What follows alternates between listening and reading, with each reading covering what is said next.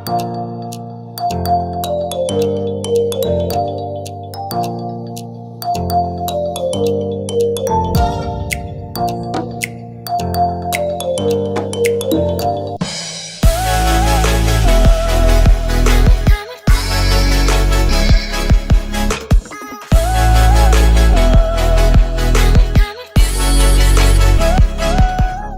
up guys, it's me again, I'm Lucky Spark and I'm back again for another YouTube vlog. And for today's video guys, ay nandito po tayo ngayon sa Road Hills Place Vinery and Mulberry Farm. At sa video na ito guys, ay mag-harvest po tayo ng Concord grape natin.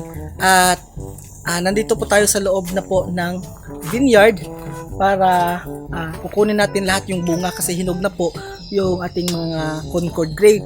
At ito po yung gagawin natin na Concord grape smoothie. So, isi-serve po natin ito sa Marive Cristo dito sa Road Hills Place Resort and Sports Complex. So, tara guys, samahan nyo kami. So, meron ko kasama dito si Mary Rose at mag-harvest kami sa vlog na ito at papakita namin kung paano kami mag-harvest dito sa farm. So hindi pa ito open guys, pero meron na po mga bunga yung mga grapes natin dito. At pinapalago pa natin para mas dumami pa soon yung mga bunga ng ubas dito sa farm. Okay. So kuha tayo ng upuan. Tapos meron tayong lagayan, yung lagayan natin. So yan. So ito po yung lagayan at mag-harvest kami. So madami po guys. So, hahaba ko lang guys. Init. So napakainit lang po talaga guys kasi naka-greenhouse tayo. Pero yan, ito po yung mga i-harvest natin. Okay. Concord yan guys. So marami pa yan dito. Okay, so Mary Rose yung magkakat sa mga bunga. Yan, mga Concord yan. Ito. Yan, mga Concord. So pwede na yan i-harvest lahat. Okay. Sige. So yung iba, hindi kasi ito magkasabay tinanim kaya hindi pa namin hindi pa sila sabay lahat na hinog. Yung iba kasi hilaw pa kaya yung hinog lang muna yung ha-harvestin natin para mapakinabangan po dito sa resto. Isa-serve po maganda yung mga kulay guys. So tingnan niyo. May pagka bluish siya, purple yung hinog. Yes, natin. May pagka bluish purple po yung hinog ng ating mga grapes. Kasi yung mga Baikonur natin dito na harvest na po. Kaya ito na lang yung mga variety na meron tayo dito. Ayan.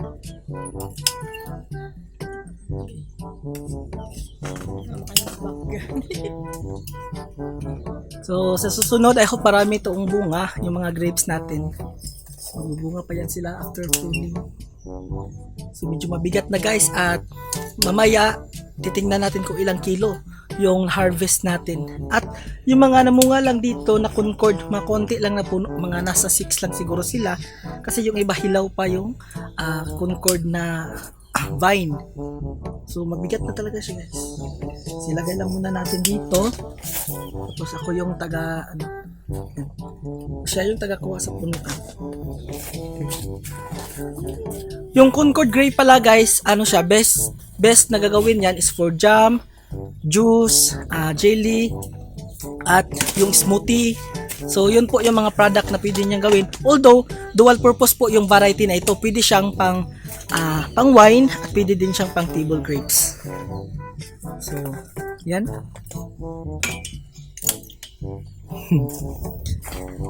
So vlog. Okay. So marami pa kaming kukunin ng mga bunga. Ayan marami pa yan guys. Maganda pala po. Yan, marami yan. So feel ko mga nasa 10 kilos plus siguro yung ma-harvest namin ngayon na Concord. At titignan natin yan mamaya guys kung ilang kilo yung possible na makuha namin. Tingnan. Yan.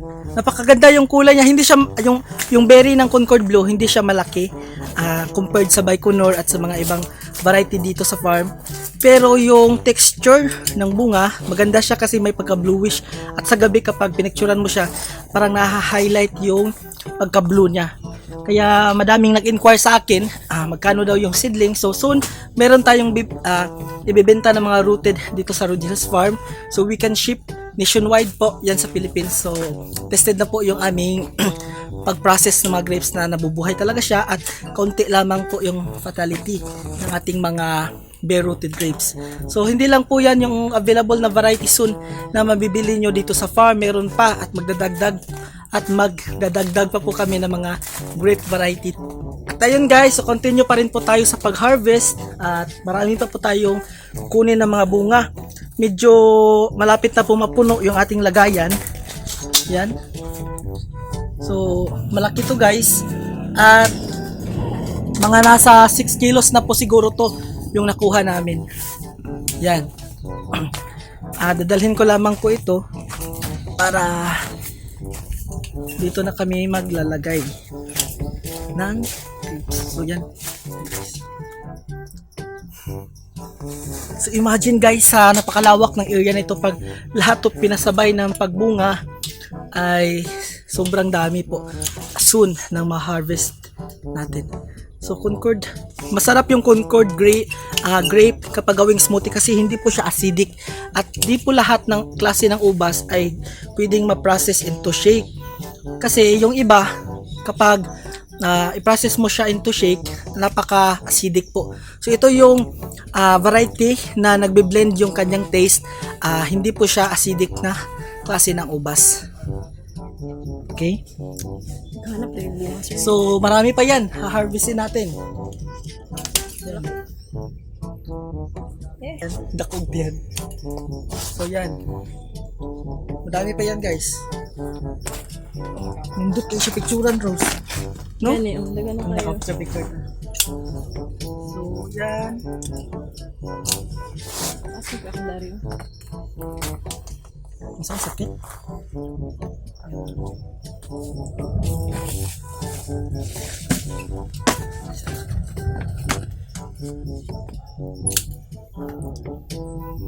Kita ko.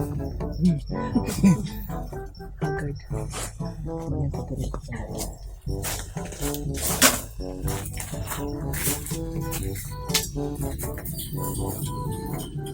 So harvesting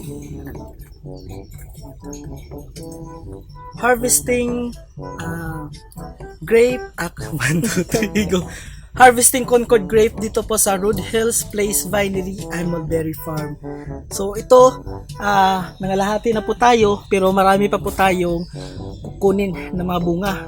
So puno na siya, mabigat na po talaga. Siguro mga nasa 8 to 9 kilos na po yung ating nakuha na grape. So sa mga nakasubaybay po, pwede nyo po mag-try or magtikim kayo or bili ng grape smoothie dito sa Marivix Risto. Tapos na po kami ngayong mag-harvest guys sa ating mga Concord grape dito sa Rude Hills Farm. At ito po yung total na na-harvest namin. Siguro mga lampas 10 kilos po ito. At mamaya ipapakita po natin kung ilan talaga ang nakuha natin na ubas. So maraming salamat sa panonood po ng aking vlog and I hope mag-click po kayo ng like and subscribe button po sa aking YouTube channel. So maraming salamat guys sa suporta at sa panonood ng aking mga vlog. See you soon on my next vlog.